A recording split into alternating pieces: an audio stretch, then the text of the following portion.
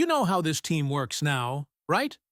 Every time you think you've figured out the direction, they go in the completely opposite direction and take everyone by surprise. And going into this draft, there's a real sense that it could all happen again. The way the draft might unfold, the decisions that might be made. Everything is setting up for one of those moments where fans are shocked, excited, or questioning everything at the same time. But first, click the like button and tell me in the comments if you think we can win this season. Let's go! The latest mock draft shaking up the conversation around the Cleveland Browns comes from insider Peter Schrager. And if you thought you had this team figured out heading into draft night, this projection might force you to rethink everything you expect from picks 6 and 24.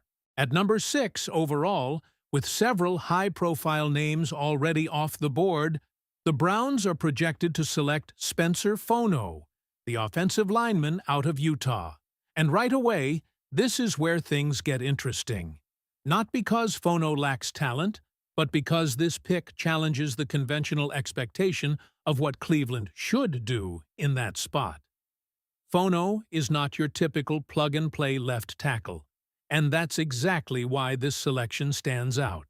He played primarily at right tackle in college, yet what makes him appealing is something this front office has clearly prioritized: versatility. This is a player who has lined up across the offensive line, even taking snaps at center during the combine, showing a level of flexibility that fits perfectly with how Andrew Berry has been building this roster. And if you've followed this team closely, you know this philosophy isn't new. The Browns have consistently leaned toward adaptable linemen, guys who can shift positions depending on need. The quote from Berry at the owners' meeting says it all, viewing left and right tackle as essentially the same role. That mindset opens the door for a player like Fono to be much more valuable internally than he might appear to outside analysts. From a physical standpoint, Fono checks a lot of boxes: strong athletic testing, impressive movement for his size, and clean footwork that allows him to operate in space. He's not just a developmental piece either. There's a real argument that he could step in early and contribute, which may be exactly what Cleveland is targeting, instead of waiting on a high-upside project. But here's where the debate really heats up. Taking Fono at 6 might feel like a reach, especially when players at more pressing positions, like wide receiver, are still available. Names like Carnell Tate being on the board in this scenario make the decision even tougher to justify from a fan perspective. Do you prioritize positional need, or do you stick to your board and take the best offensive lineman available regardless of fit? There's also the strategic angle. If Fono is truly your guy, could you trade down and still get him? That's a question many fans will be asking if this scenario plays out, because using such a premium pick on a player you might have been able to grab later always carries risk, especially for a team trying to maximize value in a competitive AFC. Still, when you look at Cleveland's history, surprising the league is almost part of their identity. Whether it's draft picks, coaching hires, or roster construction, this front office rarely follows the script that analysts lay out. And that's exactly why this mock, as unexpected as it feels, can't be dismissed outright.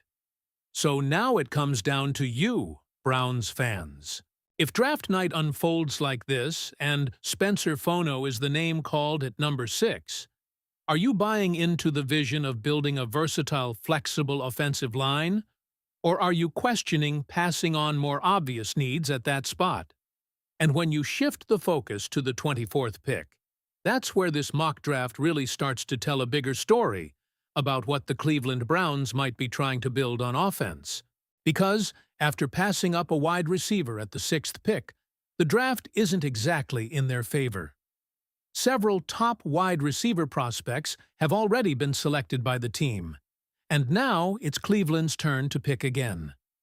This early rush for the position creates pressure, and forces the Browns to make a decision that seems reactive rather than proactive. And in this projection, the name that falls into their lap is Casey Concepcion from Texas A&M. Now, Concepcion is one of the most intriguing wide receivers in this class, and not just because of his production. Averaging around 15 yards per reception and contributing as a return specialist, he brings an element of explosiveness that has been lacking in the offense.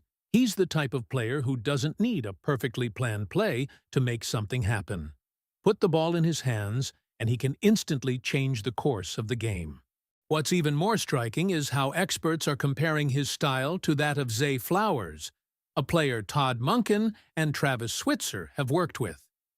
This connection is important because it suggests Cleveland may already have a vision of how to creatively use Concepcion, moving him around the field, creating disadvantages for the opposing defense, and maximizing his potential after the catch.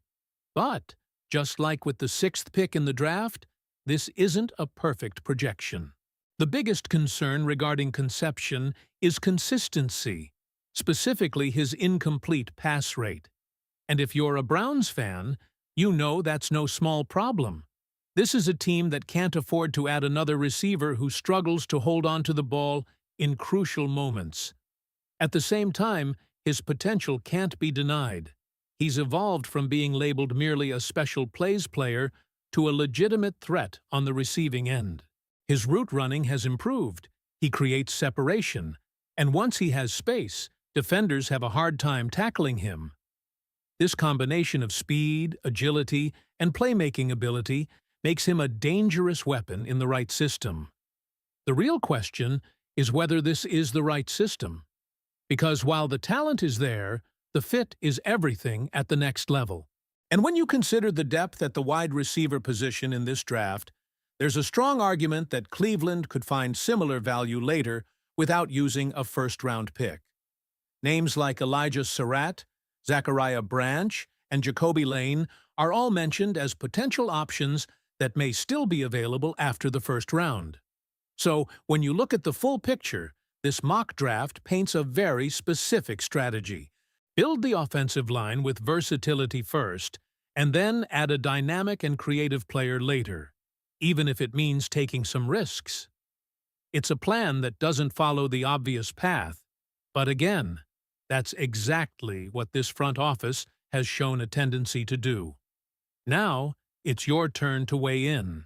If this is the direction Cleveland takes, with Fono in 6th position and Concepcion in 24th, are you confident that this approach sets up the offense for success? Or do you think they are missing better opportunities to address bigger needs? Don't forget to subscribe to the channel, like the video if you're a Browns fan, and click on the video on your screen right now. The latest news, analysis, and everything you need to stay up to date can only be found here.